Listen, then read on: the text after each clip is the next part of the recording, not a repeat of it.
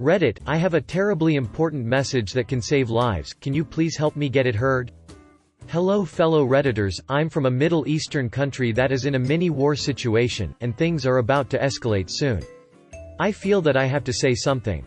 The situation around us is just absurd. We do not want to go to war. We, the people. None of us, the ordinary people, asked for what's going on now. None of us wish to get caught in the middle of a game between power-hunger psychos. We do not wish to kill or get killed. We don't want to lose our homes. The leaders of our countries do not represent our best interest, and unfortunately, we have no influence on what they are doing. Whether it is Lebanese, Saudis, Russians, Israelis, Iranians, Syrians, Yemens, Jordanians, Turkish, I can safely speak for the vast majority of us saying that we just wish to live our lives quietly, raise our children, go to work, enjoy the weekend, watch Netflix and chill. We do not want war. This madness got to stop. This message needs to be heard. World leaders have become an isolated group of egomaniacs, disconnected from their people's wish, playing geopolitical warfare games with the lives of millions and millions of people. We have and must use our ability to speak and influence over the situation.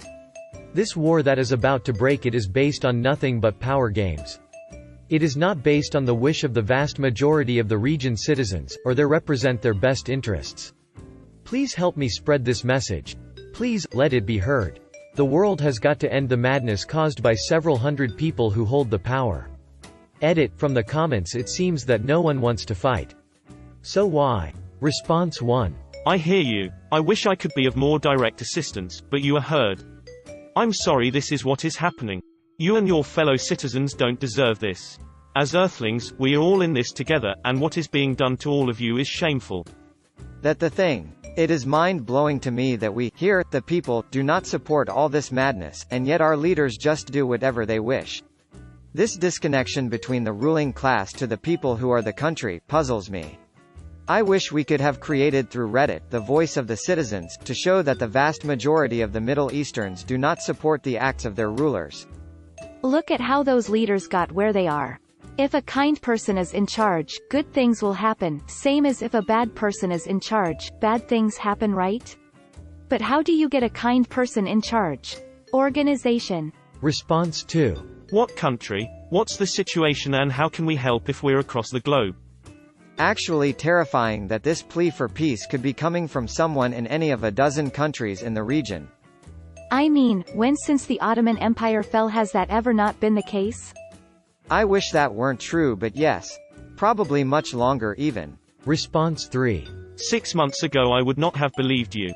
But I spent 2 weeks at the refugee camp in Moria, Greece, and in my short time there I met so many people from all over the Middle East and Africa who are just in the wrong place at the wrong time. One of my best friends now is Persian, and I thought all Iranians wished death to America, it's all a lie, we're just people. I pray for peace in your region. I sympathize with your plight. Thank you. Response 4. Democracy doesn't exist in America when it comes to foreign policy or economic issues, which are very connected. Voters don't get to decide whether or not the CIA will attempt another regime change this week. They don't even get to know about it. The justifications for both Iraq wars and Vietnam were based on lies. Also, fuck Ryan Seacrest smiley face, edit, username checks. Response 5. The quote from Doctor Who comes to mind. Because it's not a game, Kate. This is a scale model of war. Every war ever fought, right there in front of you. Because it's always the same. When you fire that first shot, no matter how right you feel, you have no idea who's going to die. You don't know whose children are going to scream and burn. How many hearts will be broken? How many lives shattered? How much blood will spill until everybody does what they were always going to have do from the very beginning? Sit down and talk. With that being said, it's the average person who suffers during war. Leaders don't represent the population, as unfortunate as it is. Is this Capaldi's speech? Great quote. Response 6. I'm sorry you have to go through the situation you're in. If I could help, I would. I must admit though, I feel quite helpless. If anyone has an idea, beyond spreading the word, I'm all ears. Spreading the word, asking the question, if most people do not want to fight each other, then why? To be honest, when I pose questions like this to people I get a response of, well, what is there to be done? We can't change anything, we are just a few people. In my country, UK, over 1 million people, 1/60th of our total population, held a demonstration and marched against the First Iraq War. Our government still went to war. They didn't listen to the people. The situation in the world is dark when it comes to initiating change. It seems that anything other than outright revolution produces ineffectual results. But it seems the people in my country are not at that stage of thinking. And it's not as if I even want revolution as an outcome. The government does some good things. Our healthcare system and general standard of living is very good. However, our foreign affairs policies are questionable. In order to initiate revolutionary change, our citizens would have to be willing to destroy all that is good about the government system in order to also get rid of the negative aspects. A bitter realization for sure. That's the problem. Millions of protesters will march in protest, but nobody is willing to put their life on the line for a bloody revolution. The governments have us by the short and curlies. They convince us that the reason for bulking up the military and defense departments is to keep the bad guys out, but it may also be to keep us good folks in.